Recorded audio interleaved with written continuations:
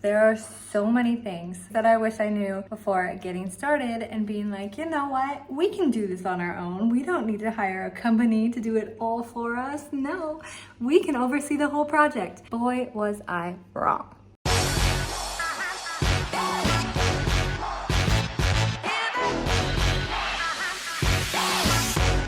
Hello, and welcome back to my channel. I am here on site on our Baustelle so that you guys can get a little bit of a look into my messy life here and what's going on. Our first project though was our garden, so at least we've got something going on behind me.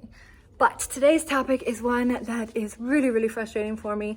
I have posted a lot of information about buying houses, getting a loan, and furnishing apartments and whatever over on lifeindusseldorf.com. I also have tons of information on lifeingermany.com. But what I haven't done is talk about the actual renovation process, hiring handymen, and all of that. So if you have any other questions that are triggered through this video, feel free to ask them below. Otherwise, I'm going to talk to you guys today about some of the things that I really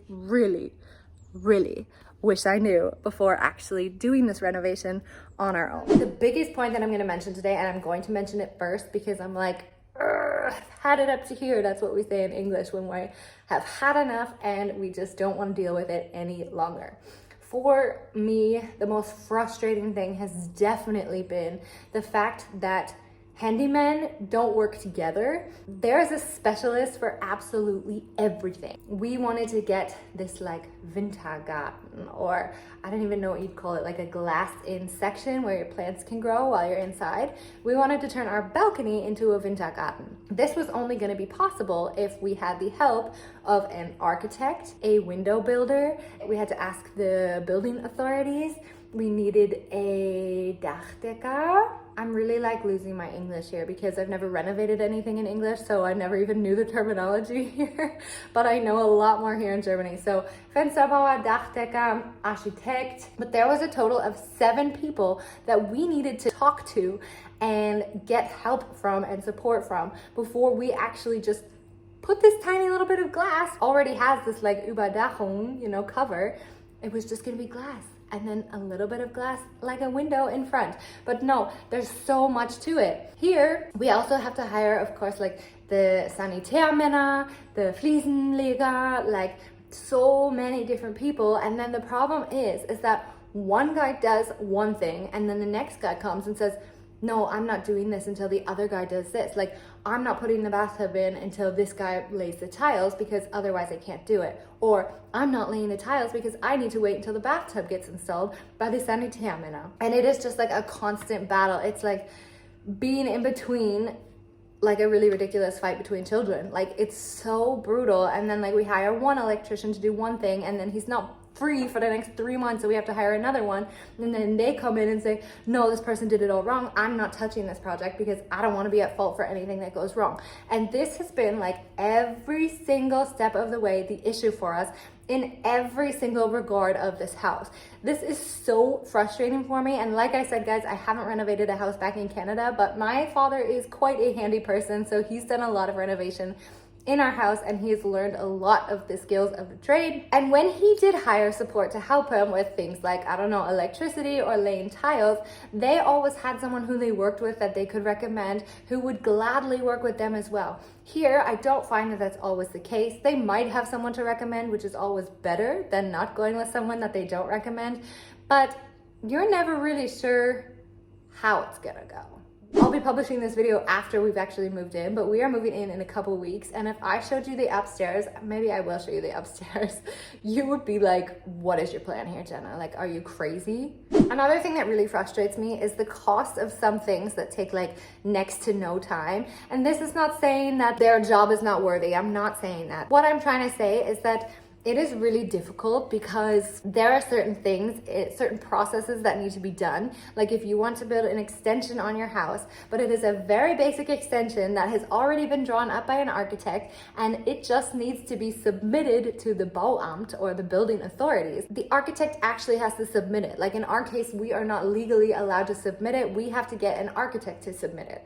So the drawings were done, everything was done, ready to go, just needs to be submitted. No forms need to be filled out. It's just like an email or a stamp of approval and that would cost us around 2,000 to 3,000 euros. It will take the architect like a matter of seconds to finish up. This is just an example, but this has also happened in many, many different cases of our renovation process, is where something that takes little to no effort at all actually costs the most money. And it is stuff that you don't really budget in to your renovation costs, which can be really, really frustrating, and it can add up and get really, really expensive. So enough complaining about handymen and workers.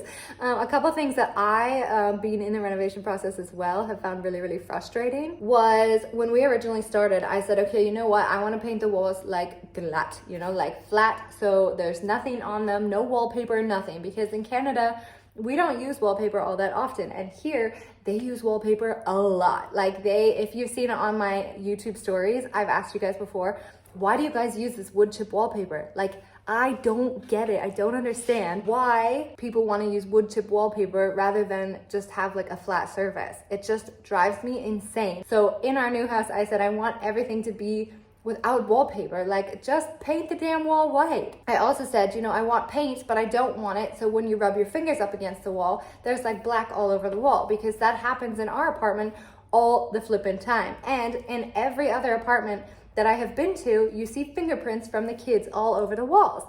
In Canada, we just go to Walmart and pick up like a $15 bucket of paint, and it is waterproof. Like, you can wipe it with a sponge, you can do whatever you want with it. And when I asked 3 different painters, you guys, 3 different professional painters, what can I do? They were like, oh, well, you're gonna need latex paint, and this is not good because it doesn't let the walls breathe, and blah, blah, blah, blah, blah. And I was like, I don't get it. Like, I know that our building materials are a bit different in Canada, but I just don't get why they don't understand what I'm talking about. So I'm doing my research in German, and I'm like, I have to be able to figure this out. Lo and behold, I found it easily on Bauhaus, Obi, everywhere. Waterproof paint. That's all it is, guys. And it's not even that much more expensive. So we went ahead and bought the best stuff that we could buy. And for some reason still, it's like when you touch it, it does mark up. Like I don't know if you'll be able to like see here, but let's see. Okay, I can't really see right now, but if you touch it, like it really marks up, and it's really annoying. But the good thing about it is washable. So it's still got that matte texture that I really did not want. But the fact that people just don't understand what I'm talking about, it's like the cheapest paint you can get in Canada is like when you wipe it off with a sponge, good and done. Here, that is not the case. So when I said, I just want the walls painted, I don't want any wallpaper on it, they were like, no, well, we're gonna have to lay fleece top it, and we'll just put the one on that's flat, that doesn't have any wood chips in it. And I was like, no, you don't get me. I don't want wallpaper at all. Because as soon as you put wallpaper on, there's always that one crease that then after a year or two starts to crinkle, and then your son comes along and rips it off the wall. Finally, I got what I wanted, at least in a few parts of the house. I don't know why it took so much convincing. I don't understand. I still don't get it. Racks my brain, makes no sense. Another thing that was really tough for me to understand or to explain to people who work here in Germany is that I wanted a built-in closet. I'm not talking like a walk-in closet, nothing fancy. I just wanted a built-in closet. Basically what we do in Canada is we just put up a couple wood posts, throw on some drywall, you know, paint over it, and there's your walk-in closet. You throw a door in there and you're good to go. Here, they were like, what is that? So like a walk-in closet? And I'm like, Einbauschrank. Like, I don't know how else I can explain it. But in Canada, we have this. And it's not something of luxury. Like, I mean, not every house has it. But we lived in a pretty low-income house in Canada. And we all had these Einbauschrank, like these built-in closets. I find that it saves a lot of space because it takes up the same width as a normal closet would. But then you've also got that space above and below where it usually collects dust if you have a normal closet. But a built-in closet, you just shut the door and all of your mess is in there and it stays dust-free and you don't have to worry. So this is something that I really, really wanted, and something that nobody seemed to understand here, which was really frustrating. So we did have to pay extra for it. We did have to ask certain people to do it, and we had to do a little bit of it ourselves as well. So a little bit of a makeshift closet here. I will try to show you guys when I'm done how it turned out, if any of you are interested in doing built-in closets as well. I would highly, highly recommend it, even if it takes a little bit of convincing with your handyman. I feel like you guys usually like when I'm like all bubbly in my normal self, which I mean, I still am. It's just I feel like I'm on a really long rant right now, so I'm gonna try to keep it to a minimum and end with one last thing that drives me absolutely bonkers and that I had no idea about, and that is how long the building authorities take to respond to any request, whether big or small. It can take more than 6 months. It can take more than a year. It can also take more than 2 years, you guys. So there are certain things that we have had to submit from the architect where we paid way too much money just to ask for a small extension on the house, just as like a Lagerraum, you know, where you store stuff. And this is taking months and months and months and months. And then they delay it and then they decline it because of one small error in the form.